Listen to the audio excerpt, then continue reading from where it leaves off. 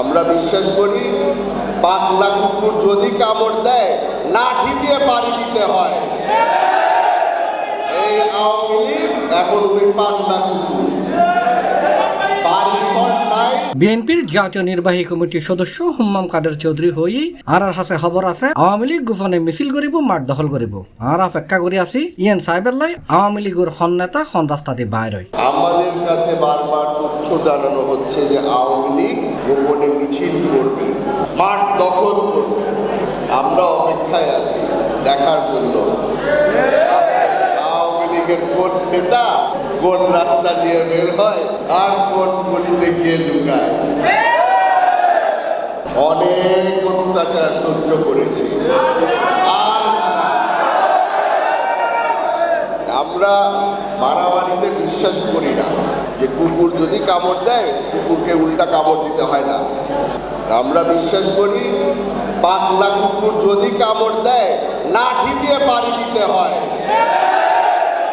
এই আওয়ামী লীগ এখন ওই পাগলা কুকুর, বাড়ি ঘর নাই, এখন রাস্তায় রাস্তায় ঘুরে বেড়াচ্ছে, গোপন ভাবে আক্রমণ করতে চেষ্টা করছে। ফেব্রুয়ারি 17 তারিখ সোমবার বিকালে চট্টগ্রাম ও রাঙ্গুনিয়া পৌর অডিটোরিয়ামত বিএনপির ভারপ্রাপ্ত চেয়ারম্যান তারেক রহমান ঘোষিত 31 দফা বাস্তবায়নের দাবিতে আলোচনা ও কর্মী সভাত প্রধান অতিথির বক্তব্যে এসব কথা হই হুম্মাম কাদের চৌধুরী। আমাদের বর্তমান কাজ হচ্ছে দল গুছানো, বর্তমান কাজ হচ্ছে রাঙ্গুনিয়া গুছানো, বর্তমান কাজ হচ্ছে আওয়ামী লীগকে চিহ্নিত করা। যারা যারা 16 বছর আপনাদের উপরে অত্যাচার করে এসেছে তাদেরকে চিহ্নিত করা। এই সুযোগ আর আসবে না। আপনারা যদি এখন এদেরকে চিহ্নিত করে দেন, ওয়াদা করছি বর্তমান যে পুলিশ আছে তারা মনে প্রাণ দিয়ে আপনাদের পাশে দাঁড়াবে, আপনাদের জন্য কাজ করবে। তারাও সিদ্ধান্ত নিয়েছে যে এই সন্ত্রাসী আওয়ামী লীগ যারা যারা আছে তাদের তালিকা করে করে তাদেরকে আটক করা হবে। ইউনূস সাহেব নিজে ওয়াদা করেছে ডেভিল হান্ট বলে যেটা শুরু হয়েছে, এটার মধ্যে আমরা সকল সন্ত্রাসীদেরকে জেলের ভিতরে ঢুকানোর ব্যবস্থা করতে চাই। আপনাদের সহযোগিতা লাগবে। জিয়া মঞ্চ রাঙ্গুনিয়া উপজেলা শাখার উদ্যোগে আয়োজিত সভার সভাপতিত্ব করছে জিয়া মঞ্চ রাঙ্গুনিয়া উপজেলা শাখার সভাপতি আব্দুল আলিম সওদাগর। প্রধান বক্তা ছিল বিএনপির জাতীয় নির্বাহী কমিটির সদস্য আবু তালেব। উদ্বোধক ছিল জিয়া মঞ্চ কেন্দ্রীয় কমিটির সিনিয়র সহসভাপতি ওয়াকিল আহমদ। দলের সাথে একমত হয়ে আমরা এই অনুষ্ঠান থেকে ঘোষণা করতে চাই আগামী দিন জাতীয় সংসদ নির্বাচনের আগে এখানে কোনো ধরনের নির্বাচন হতে দেওয়া যাবে না। কারণ নির্বাচন হলে ওই 25 সরকারের দালালেরা যারা দেশকে লুটে পুড়ে খেয়েছে চেয়ারম্যান মেম্বাররা, আর তারা আবার এসে হাজির হয়ে যাবে। তারা হাজির করে আমাদের দেশের মধ্যে আইন শৃঙ্খলা পরিস্থিতি অবনতি হবে। তাই কোনো অবস্থাতে আইন শৃঙ্খলা পরিস্থিতি অবনতি হতে দেওয়া যাবে না। সেজন্য আমাদের মাননীয় প্রধান উপদেষ্টাকে খেয়াল রাখতে হবে জাতীয় নির্বাচনের আগে যদি আপনি স্থানীয় সরকার নির্বাচন দেন তাহলে আপনার পায়ে আপনি কুড়াল মারবেন।